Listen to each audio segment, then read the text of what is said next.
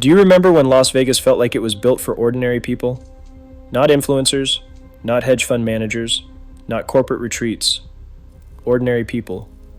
Back in the 80s and the 90s, Las Vegas was not trying to be refined. It was not trying to be sanitized. It was not trying to squeeze every last dollar out of your wallet the second you stepped off the plane. It wanted you there. You could land at McCarran Airport with a couple $100s in your pocket and feel like a high roller for a weekend, a factory worker from the Midwest, a retired school teacher, a construction foreman, a nurse celebrating a birthday. You did not need status. You did not need a player's card tier. You did not need to calculate resort fees before booking a room. You just showed up. Parking was free, not validated, not complimentary for platinum members. Free. You could walk into a hotel lobby and feel noise, energy, smoke, laughter, the sound of slot machines hitting somewhere in the distance. You did not feel processed. You did not feel categorized. You did not feel like an entry in a revenue spreadsheet. You felt wanted. The buffets were legendary. Endless shrimp, prime rib carved in front of you, dessert trays stacked high, not $80 chef-driven experiences, not curated tasting menus, buffets that felt excessive and joyful and unapologetic. You could eat like a king for the price of a movie ticket. Drinks were strong. The cocktail waitress did not look like she was racing against a labor budget. The dealers talked to you. They joked with you. They remembered you if you came back the next year. And even if you lost money, and most people did, you did not leave angry. You left entertained. Because the city gave you something back. The volcano at the Mirage erupted for free. The pirate ships at Treasure Island exploded for free. The Bellagio fountains danced for free. You could stand on the sidewalk at midnight and feel like you were in the center of something electric. Something chaotic, something alive. There was an unspoken deal. You brought your money, Vegas brought the magic. That deal is gone. What replaced it is not simply luxury, it is optimization. It is corporate consolidation. It is private equity math. It is debt service. It is land value analysis. It is revenue per square foot. Somewhere along the way, Las Vegas stopped trying to win you over and started trying to extract from you. Parking fees appeared. Resort fees appeared. Service charges multiplied. Buffets disappeared or doubled in price. Rooms became more expensive. The human interaction shrank. The kiosks grew. And slowly, almost quietly, the Strip transformed from a playground into a portfolio. And here is the part that should make you uncomfortable. When a city becomes a portfolio, buildings become assets. And assets get evaluated, measured, compared, optimized, replaced. We have already seen it happen. The Mirage, a property that defined an ERA, closed its doors. The Tropicana, a Strip staple for decades, was demolished. Demolished, not renovated, not refreshed, erased. If those names were not protected by history, nothing is. Because the new Las Vegas runs on a different rule. It is not how do we impress the guest. It is this the highest and best use of this land? And that question is being asked about more properties than you think. Tonight, we are counting down 5 Las Vegas casinos that are under visible pressure. Not because they are empty, not because tourists stopped coming, but because the math around them is tightening. Because the land beneath them is becoming more valuable than the experiences inside them. And when that shift happens, nostalgia does not protect you. It did not protect the Mirage. It did not protect the Tropicana. And it will not protect the next one. Let's begin. Number 5. Luxor. There was a time when the Luxor did not just feel like a hotel. It felt like proof that Las Vegas could outdo the world. That black pyramid rising out of the desert was not subtle. It was not cautious. It was not safe. It was Vegas showing off. The beam of light shooting into the sky felt symbolic, like the city was announcing itself to the universe. When you stepped inside that massive atrium for the first time, it was overwhelming. The height, the angles, the sense that you were inside something engineered purely to impress you. But buildings age, and bold buildings age the hardest. The very design that made the Luxor iconic now makes it expensive. That massive open interior requires constant climate control in a desert environment. The inclinators, those angled elevators, are not standard systems. They require specialized maintenance. The architecture is not modular. It is not flexible. It is not easily transformed into ultra-luxury space without massive reinvestment. And reinvestment costs money. Real money. Meanwhile, the pricing has not stayed nostalgic. Room rates have climbed steadily. Resort fees are embedded. Parking is not free. Food and beverage pricing mirrors properties that feel newer, sleeker, more contemporary. Guests are paying modern strip prices inside a structure built for a different era. And here is where the pressure builds. Luxor sits in the South Strip corridor, one of the most competitive zones in Las Vegas. Mandalay Bay anchors conventions and large-scale events. Stadium traffic brings surges. Surrounding properties fight aggressively for higher-margin guests. In that environment, mid-tier legacy resorts do not collapse dramatically. They get squeezed quietly. If occupancy softens even slightly, margins compress. When margins compress, renovation slows. When renovation slows, aging accelerates relative to competitors. It becomes a slow drift, not a headline, a drift. And beneath that pyramid sits land that is worth a fortune. If at any point redevelopment math promises a stronger long-term return than preserving the existing structure, the conversation shifts instantly. The pyramid will not protect itself. The beam of light will not protect itself. History will not protect it. Because in modern Las Vegas, land value outranks nostalgia.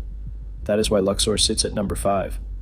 Not because it is empty, not because it is collapsing tomorrow, but because it represents something dangerous in today's strip economy, an aging icon sitting on extremely valuable dirt.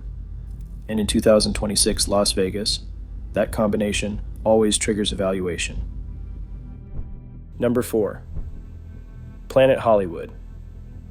There was a time when Planet Hollywood did not just feel busy, it felt alive. The music was loud, the lighting was aggressive, the branding was everywhere. It leaned into celebrity culture, pop culture, movie culture. It was not pretending to be refined. It was supposed to be energetic, crowded, accessible. It was the Strip's middle ground, not ultra-luxury, not bargain basement, the profitable middle. And for a while that worked. You could stay there without feeling like you were overspending. You could gamble there without feeling outclassed. You could walk through the casino floor and feel noise, motion, energy. It was not intimidating. It was not sterile. It felt like a place for people who wanted excitement without needing a private jet. But the Strip has changed. The extremes are growing stronger. Ultra-luxury properties now dominate high-end spending. They build bigger suites. They host bigger residencies. They pull in international high rollers with ease. At the same time, lower-tier properties compete aggressively on price, capturing travelers who are more cost-conscious than ever. The middle gets squeezed, and Planet Hollywood lives in the middle. The Miracle Mile shops still generate foot traffic. The casino still runs. The hotel still books rooms. But traffic is not the same thing as dominance. The brand identity has softened. It no longer defines a lane. It occupies one. Ownership matters more than most people realize. Caesars Entertainment carries enormous corporate debt across its portfolio. That means capital is allocated carefully, strategically, coldly. Flagship properties get transformation. Mid-tier properties get maintenance. Maintenance is not the same as reinvention. Maintenance keeps a building functional. Reinvention keeps it competitive. If discretionary mid-tier travel tightens, and that segment tightens first when economic pressure rises. Margins compress quickly. And when margins compress, executives do not ask emotional questions. They ask financial ones. Is this the highest and best use of this land? Is this footprint generating maximum yield? Would a repositioning produce stronger long-term return? Planet Hollywood does not need to fail to become vulnerable. It just needs to underperform relative to its land value. And its land value is substantial. Sitting in the center of the Strip means sitting on extraordinarily valuable dirt. If redevelopment ever promises stronger yield than preservation, brand nostalgia will not protect it. Because in modern Las Vegas, brand sentiment does not outweigh shareholder return. That is number 4, not collapsing, not empty, but sitting in the most dangerous tier of the modern Strip economy, the squeezed middle. And when the middle weakens, the evaluation begins. Number 3, Treasure Island. There was a time when you could not walk down Las Vegas Boulevard without stopping in front of Treasure Island, not to go inside, to watch the show, the pirate ships, the explosions, the fire, the crowd gathering on the sidewalk as if something historic was happening every single night. It was loud. It was theatrical. It was unapologetic. Treasure Island did not just operate as a hotel. It performed. That performance is gone. The pirate battles ended. The outdoor spectacle disappeared. The energy shifted inward. And what remains is a mid-tier resort sitting on some of the most valuable real estate in America. Center Strip land is not normal land. It is premium, scarce, aggressively evaluated. Surrounding properties reinvest constantly. Luxury towers rise. Mixed-use developments expand. High-margin brands cluster closer and closer together. In that environment, standing still is not neutral. It is risky. Treasure Island still operates profitably. Rooms are booked. The casino floor runs. Restaurants operate. But profitability today is not the only question. The real question is this. Is this the maximum return that this land can generate? Because if the dirt beneath Treasure Island promises higher long-term yield through redevelopment, the conversation changes immediately. Private ownership provides flexibility. It also removes corporate cushioning. Renovation must compete directly with demolition math. Demolition math does not care about pirate ships. Treasure Island does not need to collapse dramatically to be replaced. It only needs to become less profitable than the alternative, less efficient, less optimized. And when a property sits on elite real estate while delivering mid-tier yield, evaluation becomes inevitable. That is number 3. Not doomed, not abandoned, but sitting in one of the most aggressive redevelopment zones in the country. And in modern Las Vegas, location is both power and pressure. Number 2, Sahara. The Sahara has already died once. It closed, it went dark, it disappeared from relevance. And then it came back, rebranded, renovated, relaunched, reintroduced as proof that reinvention is always possible on the Strip. From the outside, that story feels inspiring. But reinvention in Las Vegas is not romantic. It is expensive, massively expensive. Renovating a major Strip property is not a cosmetic decision. It is structural. It is capital intensive. It requires financing. And financing in a high-interest environment is not forgiving. That is where the pressure begins. The Sahara looks modern today. The rooms feel updated. The branding feels sharper than it did in its final pre-closure years. The property no longer feels forgotten. But looking modern and being financially insulated are not the same thing. The North Strip is not the Center Strip. It depends on momentum. It depends on conventions. It depends on surrounding development pushing energy northward. When momentum is strong, revenue stabilizes. When momentum slows, exposure shows. Because leverage amplifies everything. A small downturn feels bigger when debt service is fixed. A slight dip in occupancy matters more when financing costs are locked in. A softer convention season creates disproportionate pressure when projections were built on growth assumptions. Debt does not pause because tourism slows. Debt does not soften because margins tighten. Debt requires payment, and that is what makes leveraged properties different. They do not drift gently. They hit inflection points. If revenue holds, the property stabilizes and grows.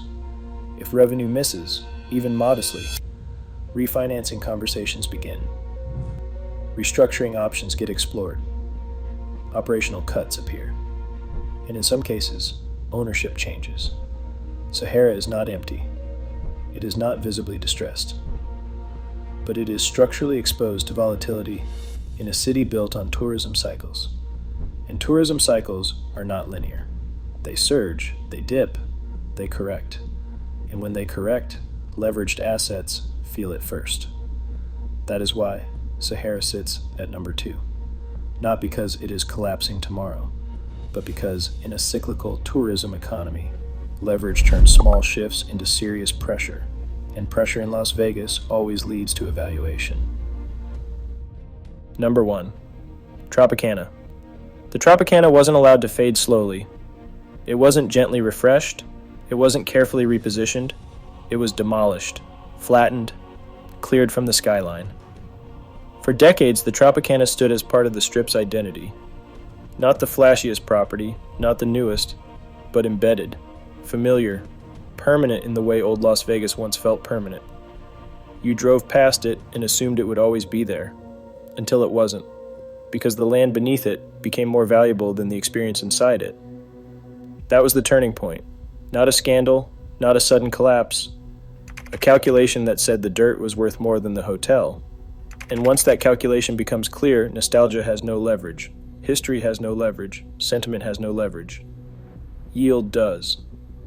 That demolition changed the psychology of the Strip. It proved something many visitors didn't want to believe. No property is untouchable. Not the Mirage, not the Tropicana, not anything. If a property's land value exceeds its operational return, it becomes optional. Optional properties do not get protected, they get replaced. That is the rule now. And it applies quietly, constantly, to every mid-tier aging property sitting on prime real estate. The Strip still glows. The towers still look enormous. But behind the glow is ruthless calculation. Every square foot is evaluated. Every renovation is compared against redevelopment. Every brand is weighed against land value. Las Vegas no longer protects legacy, it protects return on investment. And that is the most important shift of all, because once a city begins operating primarily as a portfolio of land assets instead of a collection of experiences, permanence disappears. The Mirage proved it. The Tropicana confirmed it. And the next decision will not shock executives. It will only shock tourists. Las Vegas did not collapse. It evolved. But evolution in this era means optimization. The golden era of emotional permanence is over. The era where spectacle outranked spreadsheets is over. Now the Strip operates under a single principle: maximize yield, maximize return, maximize land value, or step aside. That doesn't mean every casino is doomed. It means every casino is evaluated. Continuously, quietly, relentlessly. And when evaluation determines that a property is no longer the highest and best use of its footprint, the decision is swift.